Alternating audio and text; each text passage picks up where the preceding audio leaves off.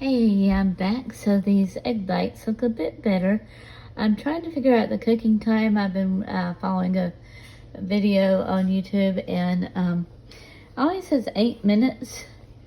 However, it never turns out for 8 minutes for me, and I only have one of the plastic egg mold and not two of them like the recipe usually calls for. I don't know. I don't, of course, pour it all in there.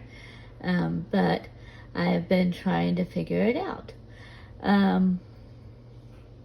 So yeah, that's the egg bites. I like them. They're easy to heat up in the morning, of course.